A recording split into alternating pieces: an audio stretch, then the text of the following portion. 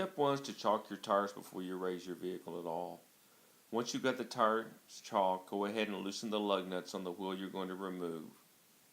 Now after that's done, you can go ahead and jack it up, but always remember to use jack stands as extra safety. You can leave the hydraulic jack underneath it, but use jack stands.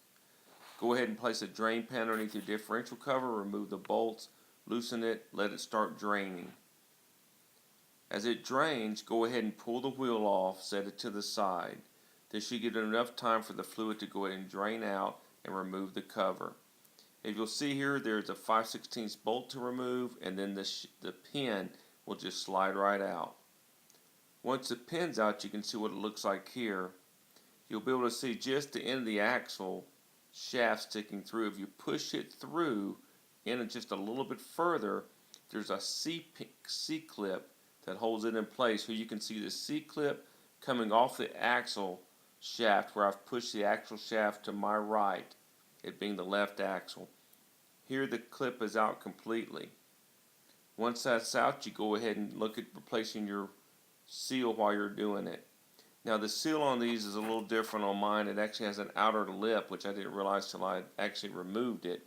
I thought it was just that inner circle you can see, but the outer metal ring with the numbers is also part of the seal. Here you can see it's removed and you can see that lip. It's not necessarily to go back with a part like that. I had a difficult time finding it. Found a different seal, which to me is like normal traditional seals. Here you're going to see I placed one of the other. It's the same diameter. Outside diameter is fine. If you're worried about the inside diameter, what I did is before I put the axle shaft in, I slid it down to where the seal is supposed to go on. When I knew it was going to be snug, I knew I was good to go. Went back around, I had a big socket. I used that socket so I could get even pressure on that seal going back in.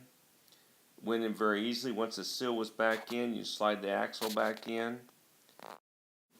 So once that seal's in, you slide your axle all the way back in and go a little further so that you can get that C-clip back on. Once the C-clip's back on, push it back to the left a little bit in this case because of the left axle. Slide that pin back up in the middle, line it up right, slide your little set screw back in there, and you're done with that assembly. Now my new shaft did not come with lug nuts, lugs, so I had to put lugs on it. Very easy to put lugs back in there, tap them in a little bit, add some washers to your lug, and then just use your lug wrench to put them back on. Once they're all back on, just reassemble. So once you get everything assembled, don't forget to refill it with your differential fluid. This is a tool I found at a boat dealership. It goes on top of your bottle of diff fluid. It doesn't empty it out completely, so what I would do is as it lowered, I would take another bottle and just keep filling it up. The last little bit I had to turn the bottle using it, but at least it made it much easier to me in getting that differential fluid back in there. Again, you can find those at your boat dealerships or marine repair dealerships for your outboard engines.